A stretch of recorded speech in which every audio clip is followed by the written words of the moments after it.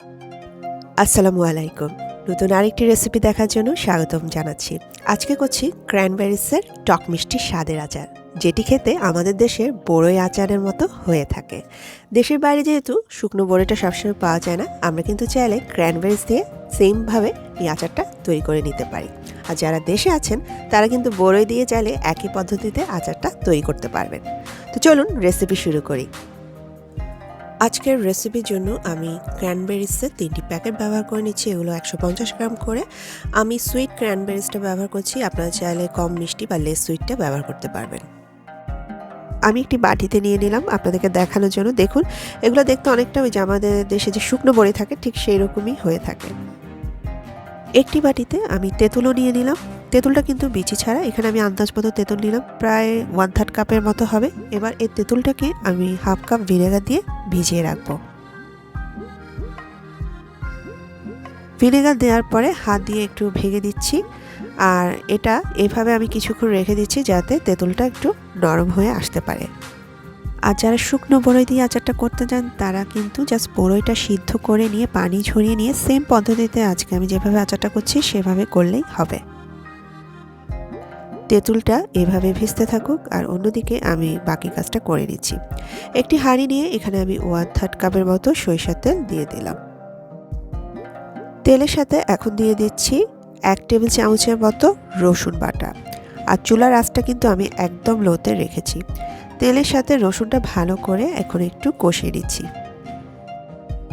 তেলের সাথে রসুনটা আমি একটু হালকা ভেজে নেব। এরপর এখানে অ্যাড করে দেব 1/2 টেবিল চামচের মতো সরিষা। আজকের আমি এই সরিষাটা ব্যবহার করছি যেটা হোল গ্রেন, আর এটা ভিনেগারে ভেজানো থাকে এবং আমাদের এখানে এটা কিনতে পাওয়া যায়, মানে বাইরের দেশগুলোতে এটা অ্যাভেলেবেল কিনতে পাওয়া যায়। তো আপনারা চাইলে কিন্তু এখানে পেস্টটা ব্যবহার করতে পারেন। তো আমার এখানে যেহেতু এটা পাওয়া যায় আমি এটাই দিয়ে দিলাম। এখানে আমি দিলাম প্রায় 1/2 টেবিল চামচের মতো। এবার এটাও ভালো করে ভুনে নিচ্ছি একটু তেল আর রসুনের সাথে। এই সময় চুলার আঁচটা আমি মিডিয়ামে করে দিয়েছি। আর এই আচার তৈরিতে কিন্তু কোনোভাবেই ঢাকনা দেওয়া যাবে না। এখন আমি দিয়ে দিচ্ছি 1 চা চামচের মতো হলুদ গুঁড়ো, 1 চা চামচ মরিচ গুঁড়ো। এবার এটাও ভালো করে মিশিয়ে নিচ্ছি। মশলাটা ভালো করে কষিয়ে নেওয়ার পর এখন আমি এখানে দিয়ে দিচ্ছি 2 চা চামচের মতো লবণ। আরেকটি কথা, লবণ আর চিনি কিন্তু আপনারা আপনাদের টেস্ট অনুযায়ী বাড়িয়ে কমিয়ে দিবেন।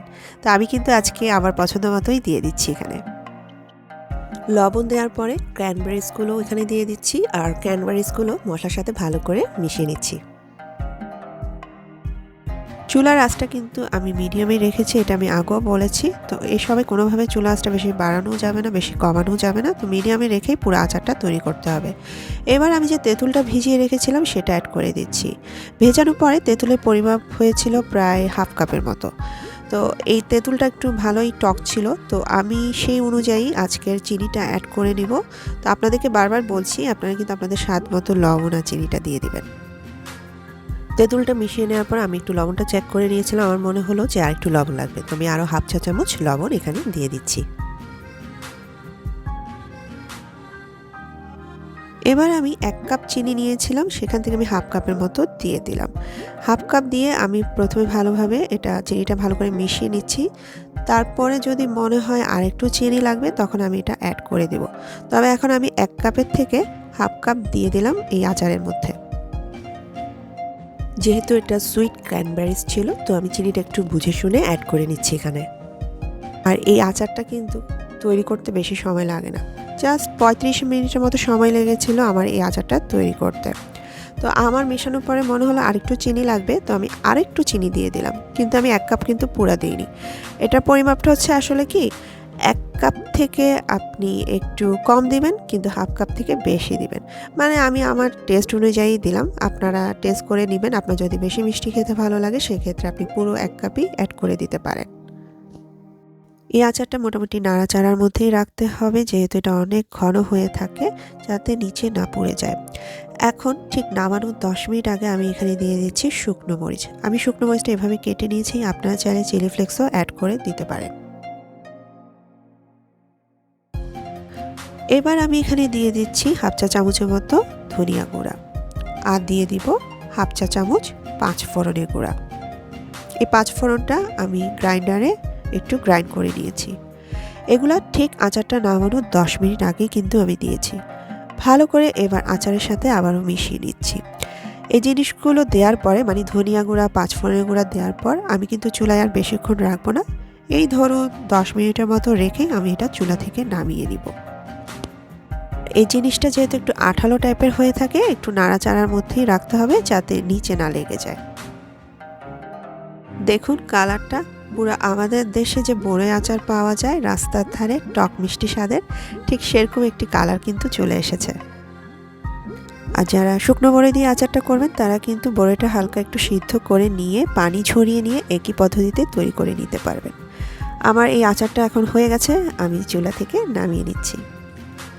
আচারটা হয়ে যাওয়ার পরে আমি চুলা থেকে নামিয়ে নিলাম। এবার আচারের হাঁড়ি থেকে আমি অন্য একটি বাটিতে তুলে নিচ্ছি। এই কাজটা কিন্তু আপনারা অবশ্যই করবেন। যে হাঁড়িতে আচারটা রান্না করবেন সেই হাঁড়িতে কিন্তু বেশিক্ষণ রেখে দিবেন না, অন্য একটি বাটিতে নিয়ে নেবেন। এতে করে আচারের রং আর স্বাদটা কিন্তু ভালো থাকে। আচারটা আপনি একটি এয়ারটাইট জারে ভরে 1 বছর মতো সংরক্ষণ করতে পারবেন। ফ্রিজে রাখারও কোনো দরকার নেই, স্বাভাবিক তাপমাত্রায় এটা ভালো থাকবে। ক্র্যানবেরিসের এই আচারটা কিন্তু বড়ই আচার মতো টক মিষ্টি স্বাদের হয়ে থাকে। তাই যারা দেশের বাইরে আছেন তারা অবশ্যই এটা ট্রাই করবেন। আর যারা দেশে আছেন তারা তো বড়ই দিয়েই করে নিতে পারবেন। আর রেসিপি ভালো লাগলে প্লিজ ভিডিওতে একটি লাইক দিতে ভুলবেন না, আর আমার চ্যানেলটা সাবস্ক্রাইব করতেও ভুলবেন না। আমি তাহলে বিদায় নিয়ে নিচ্ছি। ভালো থাকবেন সবাই। খুদা হাফেজ।